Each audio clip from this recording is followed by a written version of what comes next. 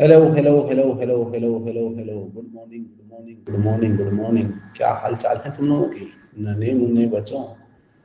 बोलिए बोलिए बोलिए बोलिए। How are you all, how are you all, how are you all? All good, शानदार, जबरदस्त, जिंदाबाद। बोलिए बोलिए बोलिए, कैसे हैं आप लोग सब? मजेदार एकदम।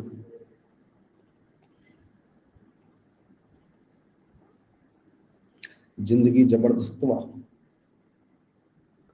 है। पेपर सेट करने नहीं गए? किसका पेपर सेट करना है मुझे?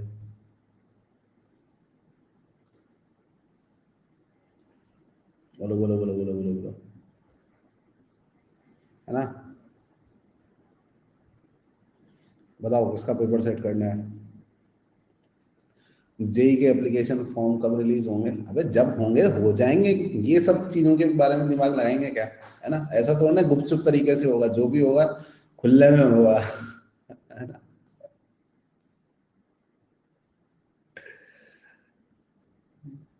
और जब होगा सबका एक साथ होगा, ऐसा नहीं कि किसी को प्रायोरिटी दी जाएगी। तो क्यों व्यर्थ चिंता करते हो? किससे व्यर्थ डरते हो? क्या लेकर आए थे, क्या लेकर जाओगे? है ना? चलिए चलिए चलिए, तो लास्ट क्लास की अगर हम लोग बात करें तो कार्नो साइकिल हम लोग डिस्कस कर रहे थे, और कार्नो साइकिल के अंदर अगर हम लोग बात करें तो हम लोग अभी डेरिवेशन के बीच में ही थे। डेरिवेशन भी इनफैक्ट अपना कंप्लीट नहीं हो पाया था। तो हम लोगों ने क्या किया था, माइनस ऑफ डब्ल्यू टोटल की वैल्यू निकाली थी, ठीक है ना? तो डब्ल्यू टोटल का वैल्यू आपका कितना निकल कर आया था? माइनस का कितना, इनसाइड ब्रैकेट के अंदर था अपने पास में N R T two, L N में कितना, V2 बाई V1, ठीक है ना? एंड प्लस कितना आया था अपना NRT1, और LN में कितना आया था, V4 बाई V3 आया था। इसके बाद में हमने दो रिवर्सिबल एडियाबैटिक प्रोसेस के लिए पीवी पावर गामा लगाया था, तो उससे लेफ्ट साइड पर तो अपने को मिला था क्या, T2 by T1 equal to कितना, बताइए? इसके अंदर क्या मिला था अपने को? T2 by T1 equal to what, बताइए? V3 अपॉन V2 नहीं, इधर मिला था अपने को V3 अपॉन V2 की पावर कितना, गामा माइनस वन मिला था। और इसी तरीके से राइट साइड वाले में देखें हम लोग, तो T2 बाई T1 अपने को जो निकल कर आया था, वो निकल कर आया था V4 अपॉन में V1 की पावर कितना, गामा माइनस वन। यहां तक का किया था हम लोगों ने। ठीक है ना? और अब यहां तक वाले पार्ट के अंदर अगर हम लोग देखें तो ये भी T2 बाई T1 है, ये भी T2 बाई T1 है, तो इन दोनों को क्या कर सकते हैं हम लोग, इक्वेट कर सकते हैं। यार अर्पित पता नहीं क्या नहीं समझा बेटा, ये तो अभी मैं लास्ट क्लास का ही बता रहा हूँ जो तेरे नोट्स में लिखा होगा, ठीक है ना? तो अब इन दोनों को इक्वेट अगर हम लोग कर देंगे तो इक्वेट करने पर क्या हो जाना चाहिए, इक्वेट करने पर आपका T2 बाई T1 जो है वो बेसिकली इधर आ रहा है अपना V3 अपॉन V2 की पावर कितना, गामा माइनस वन, और it is coming equal to what, V4 upon V1 की पावर में कितना, गामा माइनस वन। तो पावर भी हटा सकते हैं हम लोग, बोलिए। और जब पावर हटा देंगे तो यहां से किसका वैल्यू निकल जाएगा, V3 अपॉन V4 का वैल्यू निकल जाएगा। और इस V3 अपॉन V4 को हम लोग क्या पुट कर सकते हैं, V3 अपॉन V4 को हम लोग V2 बाई V1 पुट कर सकते हैं, ठीक है ना? और ये पुट करेंगे हम लोग किसके अंदर, पुट इन डब्ल्यू टोटल, ठीक है?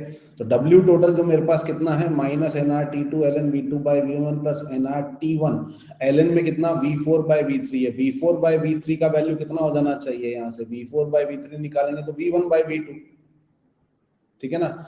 लेकिन अगर मैं इसको V three by V four करके पुट करूंगा तो यहाँ पर साइन कौन सा आ जाएगा, माइनस का आ जाएगा, बताइए? है ना? तो जब ऐसा करेंगे तो minus of W total, minus को भी मैं लेफ्ट साइड पर लेकर आ गया, तो minus of W total, minus of W total को आप क्या बोल सकते हैं, work done by the engine बोल सकते हैं इन वन कंप्लीट साइकिल। और इसका वैल्यू निकल कर आ रहा है कितना, N R T two minus T one, और एल एन में कितना, V two by V one, क्योंकि दोनों में से ये भी कॉमन आ जाएगा। आई बात समझ में? तो ये तो वैल्यू आ गई मेरे पास में किसकी, माइनस ऑफ डब्ल्यू टोटल की। एंड अपने को पहले से अगर बात करें एब्जॉर्ब्ड हीट, तो एब्जॉर्ब्ड हीट कितनी थी, एब्जॉर्ब्ड हीट की अगर हम लोग बात करें तो वो कितना था, Q2 था। और Q2 का वैल्यू देखिए आपके नोट्स के अंदर ही निकाला था हम लोगों ने, कितना निकल कर आया था, NRT2, और LN में कितना, V2 बाय V1। तो क्या अब इन दोनों को आसानी से हम लोग कंपेयर कर सकते हैं? बोलिए। तो अगर यहां पर देखें हम लोग तो मैग्नीट्यूड ऑफ डब्ल्यू टोटल में N R L N V two by V one, उसका कोफिशिएंट है T two minus T one, और यहाँ पर वही एन आर की जगह एन आर है, L N V two by V one की जगह L N V two by V one है, बट कोफिशिएंट कितना आ रहा है, टी टू आ रहा है। तो क्लियरली अपने को दिख रहा है क्या कि मैग्नीट्यूड ऑफ डब्ल्यू टोटल जो है it is lesser than what, Q absorb. और अगर ये लेसर देन क्यू अब्सॉर्ब्ड है तो इसका मतलब क्या निकल कर आ रहा है कि कंप्लीट कन्वर्जन है कि पार्शियल कन्वर्जन है? ऑब्वियस सी बात है कि पार्शियल कन्वर्जन ही है, ठीक है ना। तो क्या हो रहा है, पार्शियल कन्वर्जन ही हो रहा है।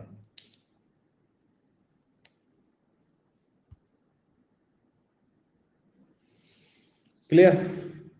तो हमने लॉजिकली भी देखा कि कभी भी कंप्लीट कन्वर्जन नहीं हो सकता, और उसके बाद में एक हाइपोथेटिकल इंजन बनाकर देखा। हाइपोथेटिकल क्यों बोल रहे हैं? क्योंकि इसके अंदर चारों स्टेप कैसे हैं, रिवर्सिबल हैं, और each reversible process is hypothetical process. तो कंप्लीट इंजन भी कैसा है, हाइपोथेटिकल है। और ये एक ऐसा इंजन हम लोगों ने माना जिसके अंदर वर्क डन निकल कर आने वाला इन वन कंप्लीट साइकिल कैसा था, मैक्सिमम था, और वो मैक्सिमम ही अभी कैसा आ रहा है, पार्शियल आ रहा है। तो इसका मतलब कोई भी इंजन ऐसा पॉसिबल नहीं है जो कि complete conversion of heat into work कर सके। ये बात समझ में आती कि नहीं आती? और कंप्लीट कन्वर्जन नहीं होता, इसी वजह से हम लोग क्या करते हैं, हीट इंजन के लिए एफिशिएंसी निकालते हैं। तो अगली हेडिंग डालिएगा क्या, एफिशिएंसी ऑफ हीट इंजन, जिसको कि डिनोट करेंगे हम लोग स्पेशल सिंबल जिसको बोला जाता है ईटा से, ठीक है ना। तो ये है अपने पास में ईटा, ठीक है ना। तो ये कैसे निकालेंगे हम लोग, सबसे पहले बात करते हैं हम लोग फॉर एनी हीट इंजन, ठीक है ना। तो कोई सा भी हीट इंजन अगर है तो उसका काम क्या है कि वो कहीं से हीट को एब्जॉर्ब करेगा और उसको वर्क में कन्वर्ट करेगा, और ये कन्वर्जन कभी भी कंप्लीट नहीं होता है। और इसी वजह से हम लोग उसके लिए क्या निकालेंगे, इसी वजह से हम लोग उसके लिए एफिशिएंसी निकालेंगे। तो वो एफिशिएंसी सिंपली क्या होना चाहिए, should be equal to a ratio, और वो रेशियो के न्यूमरेटर में क्या आना चाहिए, work done by the engine, ठीक है ना। Work done by the engine मतलब कि magnitude of W total in one complete cycle, तो work done by the engine. अब बाय द इंजन आपने लिख दिया तो कहने का मतलब आपको सिर्फ क्या करना है, मैग्नीट्यूड लिखना है, और डिवाइडेड बाय क्या हो जाएगा, हीट एब्जॉर्ब हो जाएगा। इसी तरीके से निकालेंगे हम लोग एफिशिएंसी की, हीट एब्जॉर्ब का कितना पार्ट वो वर्क में कन्वर्ट कर देता है, ठीक है ना। तो ऑब्वियस सी बात है, अपने को पता है कि वर्क डन जो होगा वो कभी भी हीट एब्जॉर्ब के बराबर नहीं होता, बल्कि उससे लेसर ही होता है। तो कहने का मतलब क्या हो जाएगा, किसी भी हीट इंजन की एफिशिएंसी अगर हम लोग निकालेंगे तो वो लेस देन 1 ही आएगी, ठीक है ना। तो अगर हम लोग इन जनरल बात करें तो इन जनरल क्या हो जाना चाहिए, अगर हम लोग किसी भी हीट इंजन के लिए एफिशिएंसी निकालेंगे तो it will be equal to what, magnitude of W total and upon में कौन सा, हीट एब्जॉर्ब, क्यू एब्जॉर्ब, ठीक है ना। हम लोगों ने डायग्राम में एक हीट इंजन बनाया था जिसके अंदर हीट इंजन क्या कर रहा था, सोर्स से Q2 हीट गेन कर रहा था, सिंक को Q1 हीट रिलीज कर रहा था। तो वर्क में कन्वर्जन जो हो रहा था वो कितना हो रहा था, वर्क में कन्वर्जन हो रहा था Q2 माइनस Q1 के बराबर। एंड इसी तरीके से अपॉन में अगर एब्जॉर्ब हीट लें तो उस हीट इंजन के अंदर एब्जॉर्ब हीट कौन सी थी, Q2 थी, ठीक है ना। तो अगर हम लोग कोई से भी हीट इंजन की बात करें तो वो absorb heat minus release heat इतने के बराबर का वर्क बनाएगा। अच्छा, इसी में कुछ जगह पर ये कैसा मिल जाता है अपने को, Q2 plus Q1 upon Q2 भी लिखा हुआ मिल जाएगा। तो डिफरेंस क्या है, पहले वाले में हमने ऑलरेडी कंसिडर किया हुआ है कि Q2 एब्जॉर्ब हीट है और Q1 रिलीज हीट है, मतलब वहां पर आपको वैल्यूज कैसे पुट करनी है, ओनली मैग्नीट्यूड्स पुट करने हैं, ठीक है ना। यहाँ पर क्या पुट करना है, ओनली मैग्नीट्यूड्स पुट करने हैं, ठीक है ना। और नीचे वाले के अंदर हम लोगों ने जब वैल्यूज पुट करनी है तो वो कैसे पुट करने हैं, विद साइन पुट करने हैं, ठीक है ना। जब विद साइन पुट करेंगे तो अपने को पता है Q2 एब्जॉर्ब हीट है तो उसका साइन पॉजिटिव रहेगा, और Q1 रिलीज हीट है तो उसका साइन कैसा, नेगेटिव रहेगा। क्लियर है बात, ठीक है ना।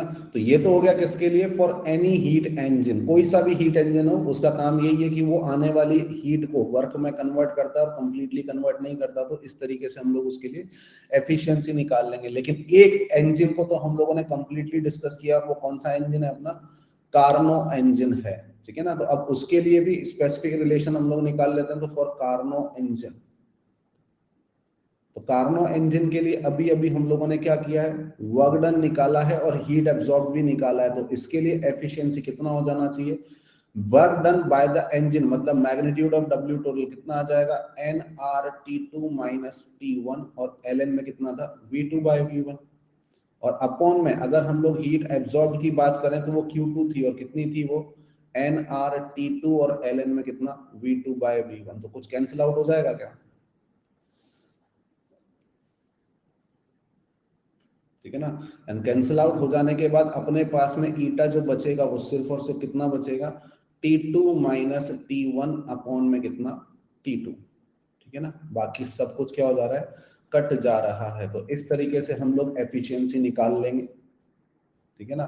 और इस एफिशिएंसी के अंदर ध्यान क्या रखना है अपने को, सबसे पहली बात तो कि जो T2 है वो ग्रेटर होगा किससे, T1 से, क्योंकि T2 किसका टेम्परेचर है, सोर्स का टेम्परेचर है, और T1 किसका टेम्परेचर है, सिंक का टेम्परेचर। और साथ ही साथ जब भी कभी हम लोग T2 T1 को पुट करेंगे तो वो कौन सी में पुट करेंगे, केल्विन के अंदर पुट करेंगे। ये सिर्फ और सिर्फ किस में पुट होगा, केल्विन के अंदर पुट होगा, ठीक है ना। इससे तो जो एफिशिएंसी निकलेगा वो कैसे निकलेगा, फ्रैक्शन में निकलेगा। तो अगर अपने को निकालना है क्या, परसेंट एफिशिएंसी, तो परसेंट एफिशिएंसी निकालने के लिए सिंपली क्या कर देंगे हम लोग, परसेंट एफिशिएंसी निकालने के लिए ईटा को मल्टीप्लाई कर देंगे कितने से, 100 से। क्लियर। तो कार्नो इंजन के लिए सारे रिलेशन एप्लीकेबल हैं, लेकिन ये वाला रिलेशन सिर्फ और सिर्फ किसके लिए, कार्नो इंजन के लिए। अदर इंजन के लिए ये वाले रिलेशन भी एप्लीकेबल हो जाएंगे, लेकिन अदर इंजन के लिए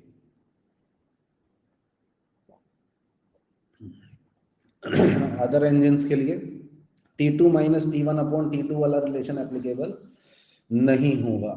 क्लियर है बात, क्योंकि वो सिर्फ और सिर्फ हमने किसके लिए निकाला है, कार्नो इंजन के लिए निकाला है।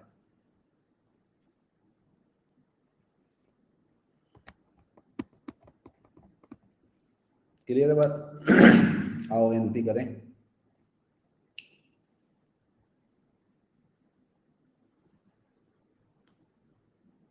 ठीक है ना।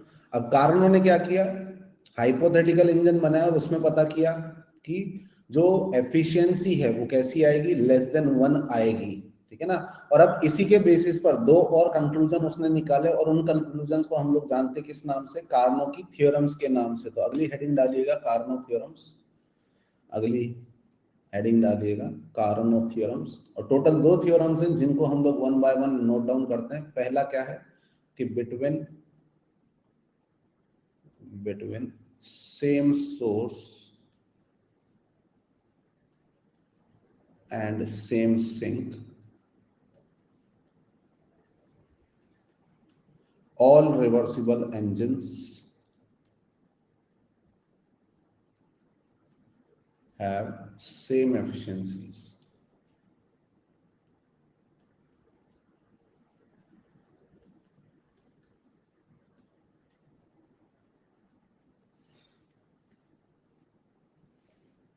ठीक है। पहला उन्होंने क्या कंक्लूजन निकाला कि between same source and sink, same source होने का मतलब कि जहां से हीट आ रही है उसका टेम्परेचर कितना हो, T2, और जहां पर हीट जा रही है उसका टेम्परेचर कितना हो, T1। और इसके बीच में आप कोई सा भी रिवर्सिबल इंजन लगा दें। जैसे अभी हम लोगों ने कार्नो इंजन में कितना स्टेप का प्रोसेस लिया था, 4 स्टेप का प्रोसेस ले लिया था। इसी तरीके से आप 2 स्टेप का लो, चाहे 3 स्टेप का लो, चाहे 5 स्टेप का लो, चाहे 50 स्टेप का लो, चाहे 1000 स्टेप्स का लो, ठीक है ना। जरूरी क्या है कि आपने सोर्स का टेम्परेचर T2 रखा है और सिंक का टेम्परेचर T1 रखा है। इसके बीच में पहला इंजन है E1। इसी तरीके से दूसरा भी T2 से T1 के बीच में वर्क कर रहा है, लेकिन इंजन कोई दूसरा है। इसी तरीके से T2 एंड T1 के बीच में कोई तीसरा इंजन काम कर रहा है, E3। अब E1 E2 E3 कैसे इंजन हैं, रिवर्सिबल इंजन हैं। अगर ये तीनों इंजन्स मेरे कौन से इंजन्स हैं, रिवर्सिबल इंजन्स हैं, तो इसके अकॉर्डिंग क्या होगा कि सबका एफिशिएंसी एक जैसा ही होगा, ठीक है ना। तो अगर इन सब का एफिशिएंसी एक जैसा है तो इसी से एक और कंक्लूजन क्या निकल जाएगा, हमने कार्नो इंजन डिस्कस किया था तो क्या वो भी रिवर्सिबल इंजन था, ठीक है ना। और वो रिवर्सिबल इंजन था तो उसकी एफिशिएंसी कितना निकल कर आया था, T2 minus T1 upon T2 के इक्वल निकल कर आया था। तो इस एफिशिएंसी को हम लोगों ने क्या बोला है, इस एफिशिएंसी को हम लोगों ने कार्नो इंजन की एफिशिएंसी बोला है। तो ऊपर लिखी हुई थ्योरम के अकॉर्डिंग अब ये किसकी एफिशिएंसी हो जाएगी, एनी रिवर्सिबल इंजन की एफिशिएंसी हो जाएगी। ठीक है ना। T2 minus T1 upon T2 अब सिर्फ कार्नो इंजन की नहीं बल्कि किसी भी रिवर्सिबल इंजन की एफिशिएंसी हो जाएगी, गिवन दैट कि सोर्स का टेम्परेचर T2 हो और सिंक का टेम्परेचर T1 हो। क्लियर है बात, है ना। फाइनाइट स्टेप होने चाहिए। अरे खुद एक जो सिंग प्रोसेस है, जैसे आपने फर्स्ट स्टेप लिया था आइसोथर्मल वाला, वो रिवर्सिबल है, वो खुद अपने आप में कितने स्टेप में, इनफाइनाइट स्टेप में। वो तो साइक्लिक प्रोसेस के लिए हम लोग नंबर ऑफ स्टेप बोल रहे हैं। साइक्लिक प्रोसेस भी क्या होता है, नंबर ऑफ प्रोसेसेस का कॉम्बिनेशन होता है। ठीक है ना। तो पहली थ्योरम तो ये है कारणों की, और इसी तरीके से दूसरी थ्योरम क्या है कि between between same source and same sink an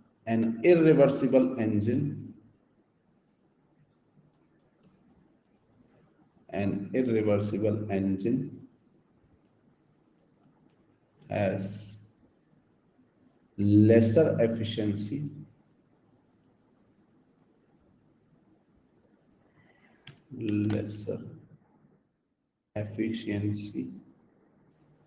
than that of a reversible engine।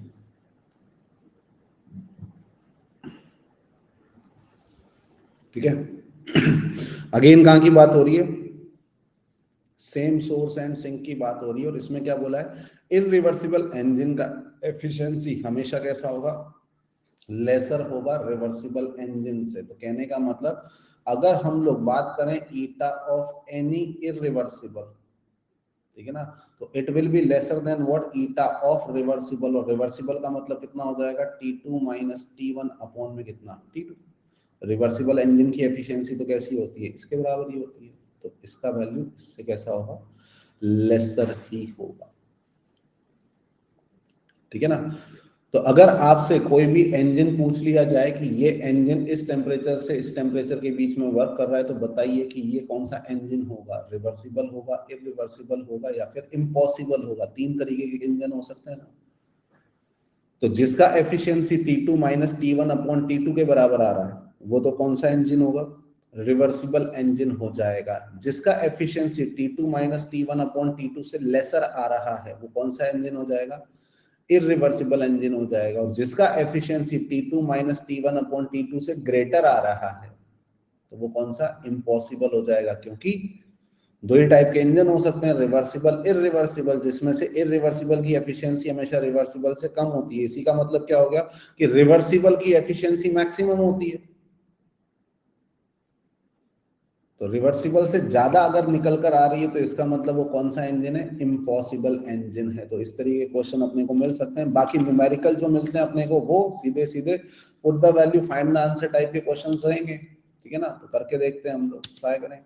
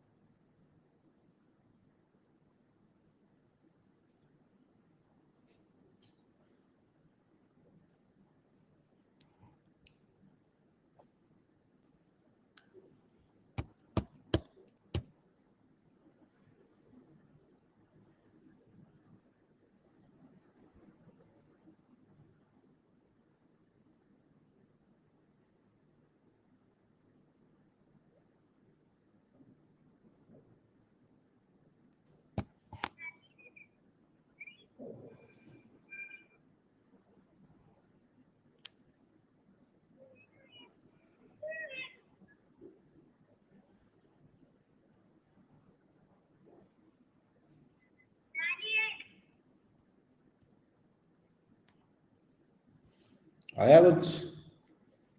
298.6 degree centigrade ना। कार्नो साइकिल का एफिशिएंसी अपने को दे रखा है 40%, लो टेम्परेचर रिजर्वायर दिया हुआ है 70 डिग्री सेंटीग्रेड पर, तो सोर्स का टेम्परेचर उसने पूछा है, तो ईटा का वैल्यू कितना हो जाएगा आपका 40% है तो 40/100, और इसको क्या इक्वेट करेंगे हम लोग T2 minus T1 upon P2 से, जिसमें सोर्स का टेम्परेचर T2 ही होता है माइनस T1। 70 पुट नहीं करना है बल्कि कौन सी यूनिट में पुट करना है, केल्विन में पुट करना है, तो इसमें 273 और ऐड कर देंगे तो कितना बन जाएगा 343 एंड डिवाइडेड बाय कितना हो जाएगा T2। एक लीनियर इक्वेशन बन जाएगी जिससे कि आप T2 का वैल्यू निकालेंगे, और वो T2 का वैल्यू केल्विन में तो कितना निकल कर आ रहा है 571.6, तो ये पता होना चाहिए कि ये केल्विन में है, और अब इसमें से 273 माइनस कर देंगे तो कितना हो जाएगा 298.6, तो ये कौन सी यूनिट में आ जाएगा, डिग्री सेंटीग्रेड में आ जाएगा। क्लियर है बात, है ना? नेक्स्ट,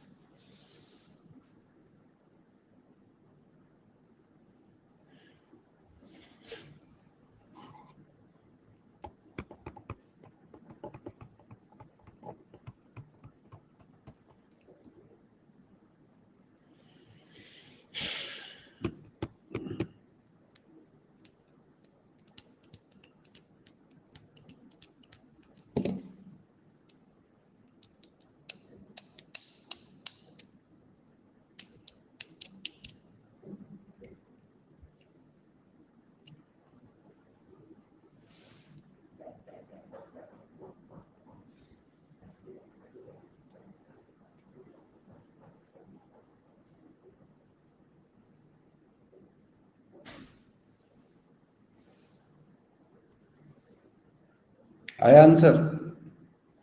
ठीक है ना। मैक्सिमम एफिशिएंसी उसने अपने से पूछी, तो नीटा मैक्सिमम किसके लिए होता है, eta maximum is for eta reversible, और रिवर्सिबल की एफिशिएंसी किसके बराबर होती है T2 माइनस T1 अपॉन में कितना T2 के बराबर होती है, तो T2 का वैल्यू कितना हो जाएगा, हायर टेम्परेचर कितना 373 माइनस में लोअर टेम्परेचर कितना 298 एंड डिवाइडेड बाय कितना 373, और इसको फर्दर हम लोग कितने से मल्टीप्लाई करेंगे 100 से, तो कौन से ऑप्शन का आंसर आ जाएगा, ऑप्शन ए का। क्लियर है बात, है ना? और इस तरीके से हम लोग क्या करेंगे, हीट इंजन का एफिशिएंसी निकाल लेंगे, तो complete conversion of heat into work is not possible, ये वाली बात समझ में आ गई अपने को, है ना? तो first statement of second law भी हम लोगों ने प्रूव कर लिया है, तो अब वक्त आ गया कि वापस से हम लोग अपने स्पॉन्टेनिटी क्राइटेरिया पर निकल कर आए, और स्पॉन्टेनिटी क्राइटेरिया क्या था अपना, किसी भी प्रोसेस के लिए मुझे पता करना है थ्योरेटिकली कि वो प्रोसेस होगा या नहीं होगा, उसके लिए क्या करेंगे, डेल्टा एस यूनिवर्स को चेक करेंगे, उसका साइन चेक करेंगे, तो हेडिंग डालिएगा क्या, कैलकुलेशन ऑफ डेल्टा एस, ठीक है ना। And calculation of delta S करने के लिए अपने को इसका डिफरेंशियल फॉर्म पता होना चाहिए, जैसे हमने W निकाला DW से, जैसे हमने Q निकाला DQ से, जैसे हम लोगों ने डेल्टा U निकाला किससे, DU से, तो इसी तरीके से हम लोग डेल्टा एस निकालेंगे कहां से, DS से, और DS की अगर हम लोग बात करें तो it is equal to what DQ reversible upon में कितना T, ठीक है। DS निकालने के लिए जो अपने पास मैथमेटिकल तरीका है वो क्या है, DQ रिवर्सिबल अपॉन T, ठीक है, जिसमें से DQ रिवर्सिबल क्या होगा, हीट एक्सचेंज रिवर्सिबली, इसके अलावा T क्या है अपने पास केल्विन टेम्परेचर है, एंड DS क्या है चेंज इन एंट्रोपी है, ठीक है। तो सबसे पहली बात यूनिट की अगर हम लोग कर लें तो हीट को आप कौन सी यूनिट में पुट करेंगे, जूल या फिर कैलोरी के अंदर, और टेम्परेचर को तो आपको किस में लेना है, केल्विन में ही लेना है, तो यूनिट की अगर बात करेंगे तो वो या तो जूल पर केल्विन आ जाएगा या फिर क्या हो जाएगा कैलोरी पर केल्विन हो जाएगा। और इसके बाद हम लोगों को डेल्टा एस निकालना है, तो क्या करेंगे, क्वेश्चन के अंदर जो भी कंडीशंस दे रखी होंगी वो पुट करेंगे, पुट कंडीशंस, और उसके बाद में इसको क्या कर देंगे, इंटीग्रेट कर देंगे, और इंटीग्रेट करेंगे हम लोग डीएस को कहां से कहां तक, इनिशियल से फाइनल तक, तो मेरे पास किसका आ जाएगा वैल्यू, डेल्टा एस का। यही अपनी अप्रोच रहेगी टू कैलकुलेट डेल्टा एस, ठीक है ना। इसमें डीएस नहीं, अभी ये तो हम लोग इन जनरल डीएस निकालने का बोल रहे हैं, अब अपने को निकालना तो कौन सा डेल्टा एस है, अपने को डेल्टा एस निकालना है किसका, यूनिवर्स का। तो मुझे बताइए क्या यूनिवर्स हीट एक्सचेंज करता है, नहीं, क्योंकि अपने को नहीं पता है इस यूनिवर्स के बाहर कोई यूनिवर्स है कि नहीं है। अपने को पता है यूनिवर्स हीट को एक्सचेंज नहीं कर सकता, तो कहने का मतलब ये रिलेशन हम लोग यूनिवर्स के लिए डायरेक्टली नहीं लगा सकते हैं। एक्चुअली में क्या होता है, कोई भी हीट का एक्सचेंज किसके बीच में होगा, सिस्टम एंड सराउंडिंग के बीच में होगा। तो अगर मुझे निकालना है क्या, डेल्टा एस यूनिवर्स, तो वो डेल्टा एस यूनिवर्स हम लोग डायरेक्टली नहीं निकालेंगे, बल्कि कैसे निकालेंगे, सिस्टम का डेल्टा एस पहले निकालेंगे, फिर सराउंडिंग का डेल्टा एस निकालेंगे, और फिर दोनों को क्या कर देंगे, ऐड कर देंगे। आई बात समझ में? इस तरीके से हम लोग डेल्टा एस यूनिवर्स का कैलकुलेशन करेंगे, ठीक है ना, क्योंकि यूनिवर्स हीट का एक्सचेंज नहीं करता, बल्कि सिस्टम करता है और सराउंडिंग करता है, ठीक है ना। तो वन बाय वन हम लोग क्या करते हैं, delta S system and delta S surrounding दोनों निकालने का अप्रोच देखते हैं। तो हेडिंग डालिएगा क्या, calculation of delta S system, ठीक है ना। And calculation of delta S system करने के लिए अगेन क्या करेंगे हम लोग, अगर मुझे निकालना है डेल्टा एस सिस्टम, तो उसके लिए इंटीग्रेट करेंगे किस चीज को, dq रिवर्सिबल अपॉन t को। तो अगर मेरे को डेल्टा एस सिस्टम निकालना है, तो इसमें dq रिवर्सिबल भी किसका होगा, सिस्टम का होगा। और अगर हम लोग बात करें टेम्परेचर, तो ये टेम्परेचर भी किसका होगा, सिस्टम का होगा, ठीक है ना। और इसको इंटीग्रेट कर देंगे हम लोग कहां से कहां तक, इनिशियल से फाइनल तक। आई बात समझ में? बट जब हम लोग निकाल रहे हैं क्या, डेल्टा एस, तो किसका मतलब, हम लोग चेंज इन स्टेट फंक्शन निकाल रहे हैं, ठीक है ना। और वो स्टेट फंक्शन किसकी प्रॉपर्टी होती है, सिस्टम की प्रॉपर्टी होती है, जिसका वैल्यू हर एक पाथ के लिए कैसा आएगा, सेम आएगा। तो चाहे आपका प्रोसेस रिवर्सिबल हो, चाहे आपका प्रोसेस इरिवर्सिबल हो, between two states delta S का वैल्यू कैसा आना है, सेम ही आना है, ठीक है ना। तो लिख लीजिएगा कि since s is a state function, s is a state function, so between two fixed states, two fixed states, two fixed states delta s system will be same for both reversible and irreversible paths, ठीक है ना। तो delta S system कैसा होगा, same ही होगा reversible and irreversible path के लिए। लेकिन क्या इसका कोई एक्सेप्शन है, अभी तक के डिस्कशन में कुछ पता चला कि कहां पर सेम नहीं होगा?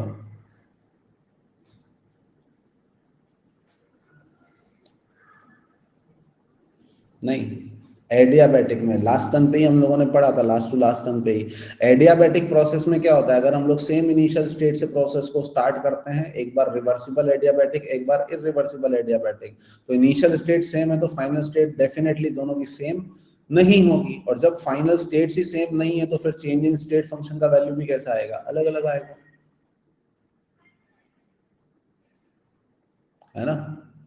तो यहाँ पर क्या होगा, डेल्टा एस सिस्टम का वैल्यू उनके लिए अलग अलग ही आएगा, तो वो हम लोग करके देखेंगे। तो अब देखिए, सिस्टम के लिए चाहे रिवर्सिबल पाथ से जाए चाहे इरिवर्सिबल से, वैल्यू कैसी आनी है, सेम ही आनी है। तो बेटर क्या है कि हम लोग कौन से पाथ से सॉल्व करें, रिवर्सिबल से, क्योंकि उसको सॉल्व करना कैसा है, आसान है। तो कौन कौन से प्रोसेस हो सकते हैं अपने, सबसे पहले ले लेते हैं हम लोग हीटिंग, कूलिंग, एक्सपेंशन, कंप्रेशन, फिर ले लेंगे केमिकल रिएक्शन, फेज ट्रांजिशंस, ठीक है ना। तो सबसे पहले लिया हम लोगों ने हीटिंग कूलिंग ऑफ सब्सटेंसेस, ठीक है ना। हीटिंग कूलिंग ऑफ सब्सटेंसेस बोलने का मतलब क्या हुआ कि व्हेन टेम्परेचर इज चेंजिंग, ठीक है ना, व्हेन टेम्परेचर इज चेंजिंग। तो अब देखो, नई चीज कुछ भी नहीं है, जब भी अपने पास में डीएस निकालने का काम आएगा, ठीक है ना, तो उसके लिए आपको क्या करना पड़ेगा, उसके लिए आपको dq का वैल्यू पुट करना पड़ेगा। ये बात समझ में आती है कि नहीं आती है? अब dq का कैलकुलेशन क्या मैंने पहले ही आप लोगों को बता रखा है, कैसे, अगर टेम्परेचर चेंज होता है तो dq को आप किसके टर्म्स में लिख सकते हैं? जब टेम्परेचर चेंज होता है तो dq को हम लोग हीट कैपेसिटी के टर्म में लिख सकते हैं, c dt या फिर mcs dt या फिर ncm dt। बहुत बार डिस्कशन कर चुके हैं ना। और अगर टेम्परेचर कांस्टेंट है तो फिर हम लोग dq को ऐसा नहीं कि जीरो पुट कर देंगे, dq को किससे निकालेंगे? फर्स्ट लॉ से निकालेंगे। तो वही अप्रोच यहाँ पर चलनी है, नया काम कुछ भी नहीं है, ठीक है ना। तो अभी अपने को बोल रखा है कि हीटिंग कूलिंग हो रही है, और हीटिंग कूलिंग हो रही है तो इसका मतलब टेम्परेचर डेफिनेटली क्या हो रहा है? चेंज हो रहा है। तो आप dq को क्या लिख सकते हैं? dq को आप लिख सकते हैं c dt, या फिर dq को आप लिख सकते हैं कितना? mcs dt, और या फिर dq को आप क्या लिख सकते हैं? n into cm into dt। तीनों नहीं लिखना है, तीनों में से कोई एक ही लिखना है। और वो कौन सा लिखना है? वो डिपेंड करेगा कि कौन सी वाली हीट कैपेसिटी आपको गिवन है, और कौन सी वाली हीट कैपेसिटी आपको गिवन है वो पता किससे चलेगा? यूनिट से पता चल जाएगा। आई बात समझ में? इसमें भी क्या होता है, दो स्पेशल टाइप के प्रोसेस होते हैं कि अगर आपको क्या दे रखा है? कांस्टेंट प्रेशर दे रखा है, मतलब कि आइसोबैरिक हीटिंग कूलिंग है, तो उसके अंदर क्या हो जाएगा कि आप हीट कैपेसिटी को सीपी लेंगे, या फिर क्या ले लेंगे हम लोग? सीपीएस ले लेंगे, या फिर हम लोग क्या ले लेंगे? सीपीएम ले लेंगे, ठीक है ना। और इसी तरीके से अगर क्या दिया हुआ है अपने को? कांस्टेंट वॉल्यूम पर हीटिंग कूलिंग दे रखा है, मतलब कि आइसोकोरिक हीटिंग कूलिंग दे रखा है, तो हीट कैपेसिटी को हम लोग कौन सा वाला ले लेंगे? कांस्टेंट वॉल्यूम वाला, मतलब सीवी ले लेंगे, या फिर हम लोग सीवीएस ले लेंगे, या फिर हम लोग क्या करेंगे? सीवीएम ले लेंगे। ये बात समझ में आती कि नहीं आती? एंड देन क्या करना रहेगा अपने को? एप्लीकेबल आपने डिफरेंशियल फॉर्म लगाया, और उसके बाद डेल्टा एस निकालने के लिए इंटीग्रेट कर देंगे किसको? Integration of dq upon t को। टेम्परेचर इनसाइड होगा आउटसाइड होगा? बताइए, ये जो टेम्परेचर है वो कैसा होगा? इनसाइड होगा, क्योंकि ऊपर ही लिखा हुआ है कि आप टेम्परेचर को क्या कर रहे हैं? चेंज कर रहे हैं। मतलब टेम्परेचर वेरिएबल है, और टेम्परेचर वेरिएबल है तो वो क्या होगा? इनसाइड रहेगा, जो किसी T1 टेम्परेचर से कहां पर जाएगा? T2 टेम्परेचर पर जाएगा, ठीक है ना। तो यहां पर कितने फॉर्मूले डिराइव किए जा सकते हैं? 9 फॉर्मूले, 3 कांस्टेंट प्रेशर वाले, 3 कांस्टेंट वॉल्यूम वाले, और 3 इन जनरल वाले। और इसमें भी कभी कभी हो सकता है कि फॉर्मूला से आपका आंसर ना आए, क्योंकि अपने को पता है जब हीट कैपेसिटी के टर्म में पुट कर रहे हैं तो दो पॉसिबिलिटी हो सकती है। कौन कौन सी? Heat capacity temperature dependent, heat capacity temperature independent. आई बात समझ में? तो जैसा हमने फर्स्ट लॉ के अंदर डिस्कस किया था वही डिस्कशन यहां पर है, कुछ अलग तरीके से नहीं है, बस एक थोड़ा सा स्टेप क्या बढ़ गया? इंडिपेंडेंट। पहले सिर्फ क्या निकालते थे? dq निकालते थे, इस बार क्या निकाल रहे हैं? dq अपॉन t निकाल रहे हैं।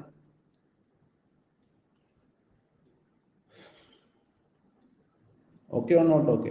और ये किसके लिए एप्लीकेबल है? ऐसा नहीं कि सिर्फ आइडियल गैस के लिए। अभी हमने इसमें आइडियल की कोई कंडीशन पुट नहीं करी है, मतलब कि ये सॉलिड के लिए भी एप्लीकेबल है, लिक्विड के लिए भी एप्लीकेबल है, रियल गैस के लिए भी एप्लीकेबल है, ठीक है ना। सिंपली हम लोग क्या कर रहे हैं? अप्रोच अप्लाई कर रहे हैं। अपना ds होता है dq अपॉन t। अगर टेम्परेचर चेंज हो रहा है तो हर सब्सटेंस के लिए dq को आप हीट कैपेसिटी के टर्म में लिख सकते हो, लिखेंगे, और उसके बाद में इंटीग्रेट कर देंगे। जो कांस्टेंट है उसको इंटीग्रेशन से बाहर निकाल देंगे, जो वेरिएबल है उसको इंटीग्रेशन में इनसाइड रख लेंगे। सिंपल सी बात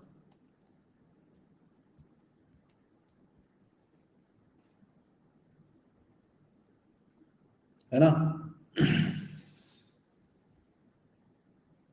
ओके और नॉट ओके? ओके। इसी में एक स्पेशल केस आता है delta S calculation for phase transition, ठीक है ना। Delta S calculation for phase transition, और ये इतना ज्यादा कॉमन है कि मल्टीपल टाइम एग्जाम्स में पूछा जा चुका है। तो फेज ट्रांजिशन का मतलब क्या होता है? Physical state change as well as allotropic change, याद है ना, ठीक है ना। और इसके लिए स्पेशल क्या बात होती है कि always takes place at, always takes place at constant temperature and pressure, ठीक है ना। ये कहां पर होता है? कांस्टेंट टेम्परेचर एंड प्रेशर पर होता है। अब अगर ये कांस्टेंट टेम्परेचर एंड प्रेशर पर होगा तो क्या चेंजेस आएंगे? सबसे पहली बात, आप dq को क्या लिख सकते हैं? dqp लिख सकते हैं, ठीक है ना। और केमिकल रिएक्शन या फेज ट्रांजिशन में heat exchange at constant pressure को हम लोग क्या बोलते हैं, डीएच बोलते हैं, बताइए।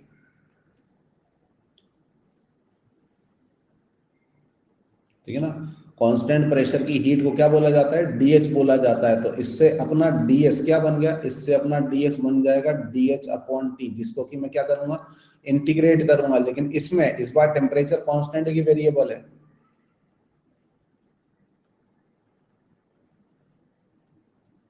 कांस्टेंट है। तो कांस्टेंट की कंडीशन पता है क्या अपने को, ठीक है ना। ऐसा नहीं कि कुछ अलग से, अगर टेम्परेचर कांस्टेंट है तो इंटीग्रेट करते टाइम पर क्या होगा, integration of DS. Temperature constant है तो वो आउटसाइड आ जाएगा और इंटीग्रेशन में सिर्फ क्या बचेगा, डीएच बचेगा। एंड ये इंटीग्रेशन तो अपने को आता ही है। अगर हम लोग बात करें इंटीग्रेशन ऑफ डीएस तो इसको क्या बोलेंगे हम लोग, डेल्टा एस। और ये डेल्टा एस किसका आ रहा है, फेज ट्रांजिशन का आ रहा है, delta S of phase transition. इसी तरीके से it will be equal to a ratio जिसके न्यूमरेटर में क्या आएगा, इंटीग्रेशन ऑफ डीएच, जिसका वैल्यू क्या होगा, डेल्टा एच। तो ये डेल्टा एच भी किसका होगा, फेज ट्रांजिशन का, ठीक है ना। एंड अपॉन में टी, तो ये टी कोई नॉर्मल टी नहीं है बल्कि क्या है, ट्रांजिशन टेम्परेचर है, ठीक है ना। और ट्रांजिशन टेम्परेचर का मतलब क्या होता है, अभी अभी फेज इक्विलिब्रियम में पढ़ के आया ना हम लोग, ठीक है ना। किसी भी फेज ट्रांजिशन के लिए रेस्पॉन्सिबल टेम्परेचर को हम लोग क्या बोलेंगे, ट्रांजिशन टेम्परेचर बोलेंगे। जैसे कि melting point, boiling point, freezing point, sublimation point, condensation point etcetera, इनको बोलते हैं हम लोग क्या, ट्रांजिशन टेम्परेचर्स, ठीक है ना। तो ये ट्रांजिशन टेम्परेचर क्या होता है, melting point, boiling point etcetera. इससे हिंट मिल जाएगा ना अपने को, ठीक है ना। और ये इस चैप्टर का अगेन एक ऐसा रिलेशन आता है जिसको कि अपने को एज अ फॉर्मूला याद रखना पड़ेगा। अभी तक टोटल कितने फॉर्मूले हो गए अपने पास में, 4 फॉर्मूले हो गए। पहला फॉर्मूला मैंने याद रखने को बोला था, work done for chemical reaction, जो कितना आया था, माइनस डेल्टा एनजीआरटी। दूसरा रिलेशन था delta H equals to delta U plus delta n g R T, ठीक है ना। तीसरा रिलेशन था पॉलीट्रॉपिक प्रोसेस के लिए CM equals to CVM plus R upon 1 minus X. और चौथा ये रिलेशन है delta S of phase transition equals to delta H of phase transition upon में ट्रांजिशन टेम्परेचर, ठीक है ना। तो इसका मतलब क्या हुआ कि इस रिलेशन को हम लोग कैसे अप्लाई करेंगे, इस रिलेशन को अप्लाई करेंगे उस फेज ट्रांजिशन के लिए जो कि प्रोसेस में हो रहा है। जैसे लिक्विड से गैस जा रहा है तो लिक्विड से गैस जाने को क्या बोलेंगे हम लोग, वेपराइजेशन बोलेंगे, ठीक है ना। और लिक्विड से गैस जाने को वेपराइजेशन बोलेंगे तो डेल्टा एस किसका निकलेगा, वेपराइजेशन का। तो डेल्टा एच भी किसका आएगा, वेपराइजेशन का। बट अपॉन में क्या आना है, ट्रांजिशन टेम्परेचर। तो इसके लिए एक मैंडेटरी कंडीशन क्या है, वो नोट डालकर लिखिएगा और उस नोट के ऊपर स्टार भी लटकाइएगा कि above relation,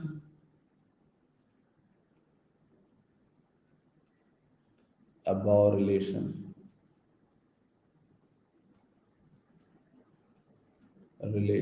is applicable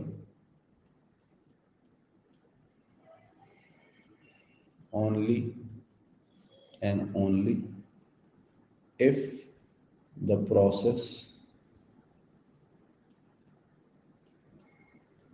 is taking place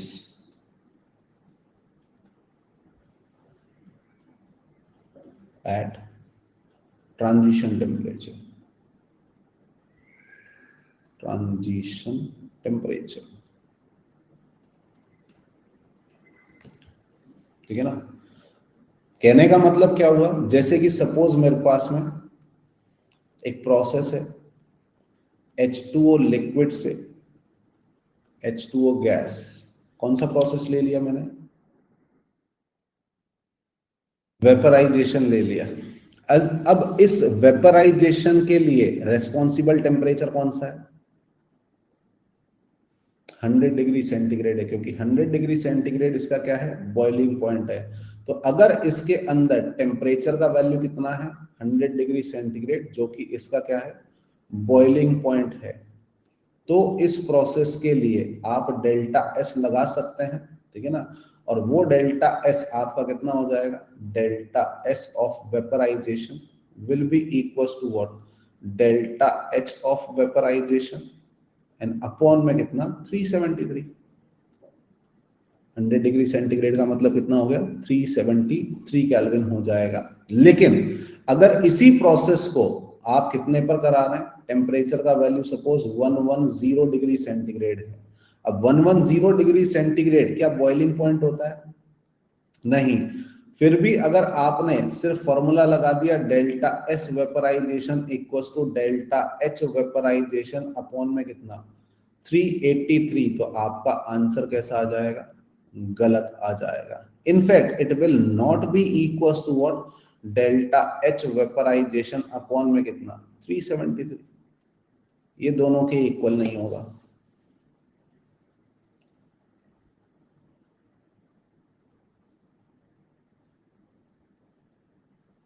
ठीक है ना, और खुद से सोचिए क्या ये इसके इक्वल होना चाहिए, नहीं होना चाहिए ना, सॉरी नॉट इक्वल तो आएगा ही बिल्कुल, it will not be equal to 373, दोनों के इक्वल नहीं होगा। ठीक है ना, नहीं होना चाहिए, क्योंकि यहां पर क्या है कि स्टेट्स ही मैच नहीं हो रही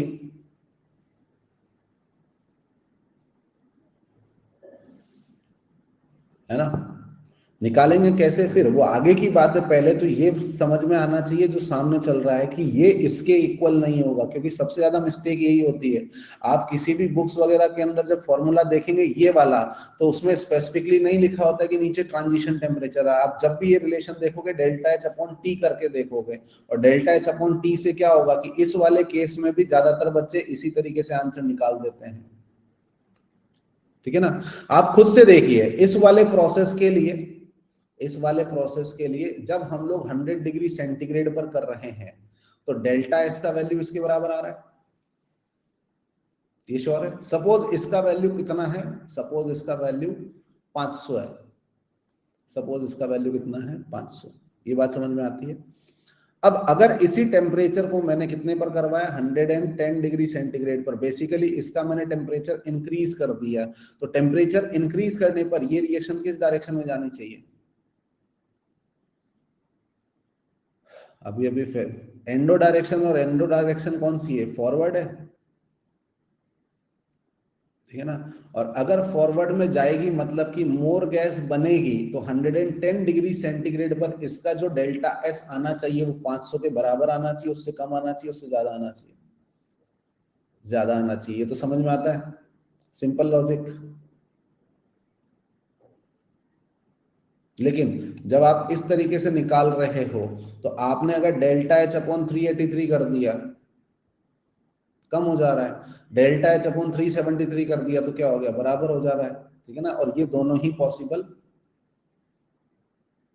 नहीं है, क्योंकि ये तो श्योर है कि 500 से तो कैसा आएगा, ज्यादा ही आएगा।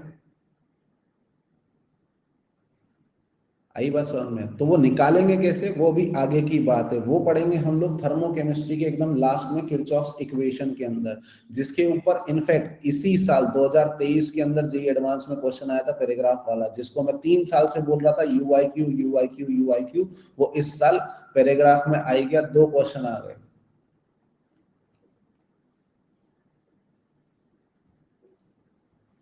ठीक है ना, आप 2019 की क्लासेस से देख सकते हो, जब भी मैंने किरचॉफ इक्वेशन पढ़ाया वहां पर लिखवाया था अपकमिंग ईयर क्वेश्चन है, डेफिनेटली रिसेंट फ्यूचर के अंदर इससे क्वेश्चन आएगा। 2019 की क्लास में देख सकते हो, 2020 की, 21 की में, 22 की क्लास में भी देख सकते हो, 22 वाले बच्चों के लिए 23 के एग्जाम में आ गया है।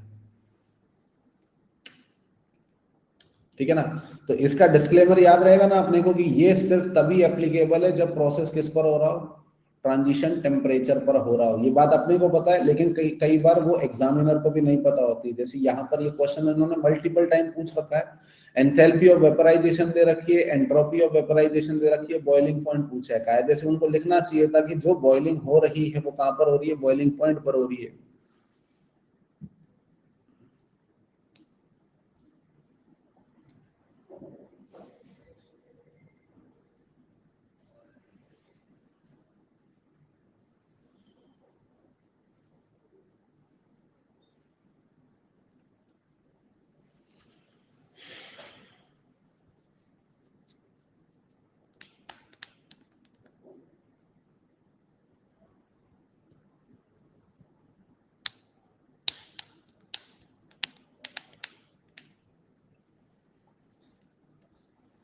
आया।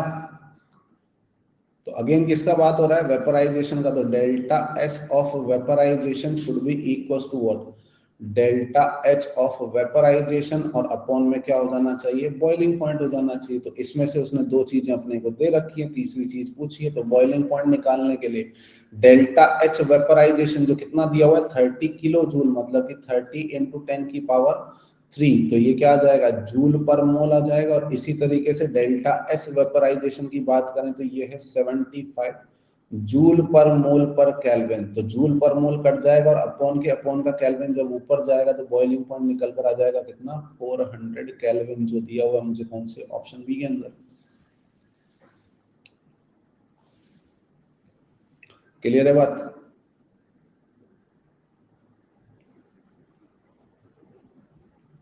ठीक है ना। चलिए अगले प्रोसेस के लिए डिस्कस करते हैं हम लोग डेल्टा एस कैलकुलेशन, और वो है किसके लिए, केमिकल रिएक्शंस के लिए। केमिकल रिएक्शन और फेज ट्रांजिशन दोनों के लिए। फेज ट्रांजिशन के लिए डेल्टा एस निकालने का एक दूसरा तरीका है। तो सबसे पहली बात तो इसके लिए डेल्टा एस सिस्टम जब भी हम लोग निकालेंगे तो इसको डिनोट किया जाता है किससे, डेल्टा आर एस से। ठीक है ना। डेल्टा आर एस का मतलब सिंपली क्या है, डेल्टा एस किसके लिए, फॉर रिएक्शन, बस इतना सा मतलब है। ठीक है ना।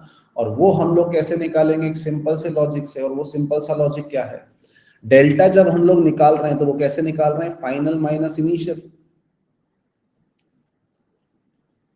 ठीक है ना। तो इसका मतलब क्या होना चाहिए, total entropies of product minus total entropies of reactant, यही मतलब होना चाहिए। ठीक है ना। लेकिन जनरली अपने को क्या होता है, एंट्रोपी का वैल्यू नहीं दिया होता है, बल्कि मोलर एंट्रोपी का वैल्यू दिया होता है। ठीक है ना। तो एंट्रोपी निकालने के लिए मोलर एंट्रोपी को क्या करेंगे, मोल से मल्टीप्लाई कर देंगे, है ना। तो डेल्टा एस निकालने का जो तरीका होगा वो क्या होगा, पहले मैं लिखा देता हूं, न्यू ऑफ प्रोडक्ट इनटू में एस एम ऑफ प्रोडक्ट। पहले लिख लें फिर समझाता हूं, न्यू ऑफ प्रोडक्ट इनटू में S M of product minus में summation of what, nu of reactant into में एस एम ऑफ रिएक्टेंट।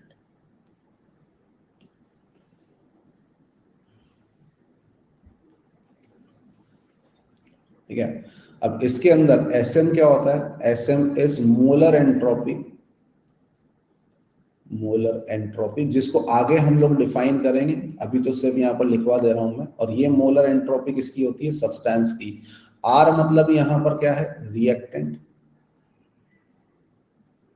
ठीक है ना। पी मतलब क्या है, प्रोडक्ट। और न्यू जो मैंने लिया है वो क्या लिया है, स्टोइकियोमेट्रिक कोफिशिएंट, क्योंकि किसी भी रिएक्शन के अंदर मोल्स का इंफॉर्मेशन मुझे किससे लगता है, मोल्स का इंफॉर्मेशन मुझे स्टोइकियोमेट्रिक कोफिशिएंट से लगता है। ये जो मोलर एंट्रोपी है वो कैसे डिफाइंड होना चाहिए, जैसे मोलर मास का मतलब क्या होता है, मास पर यूनिट मोल। तो मोलर एंट्रोपी एसएन का मतलब क्या होना चाहिए, एस पर यूनिट मोल।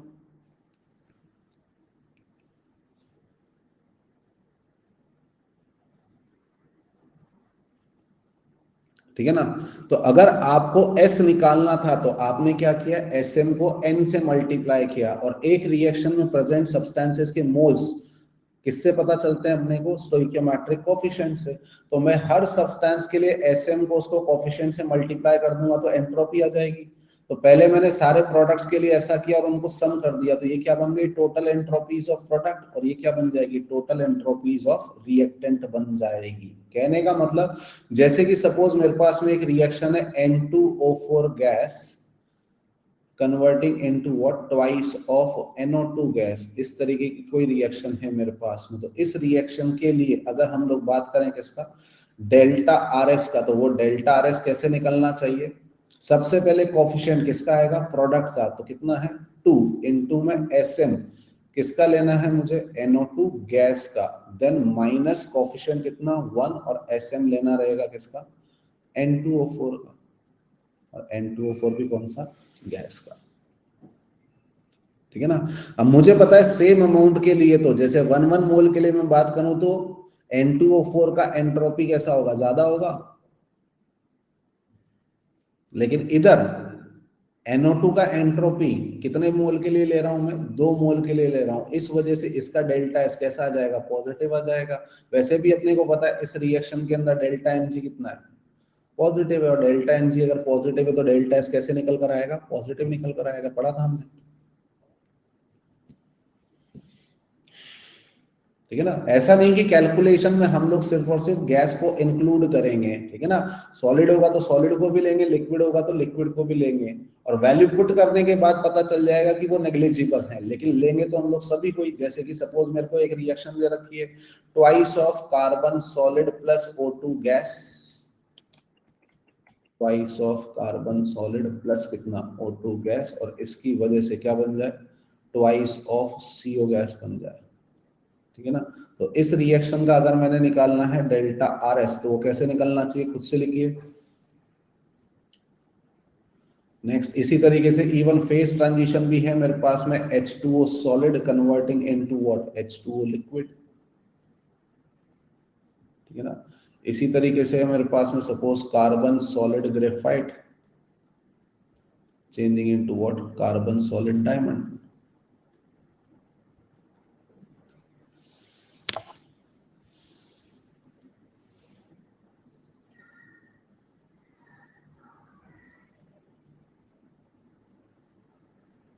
तुम पिपी आते ही रहो, है ना बेटा माधव।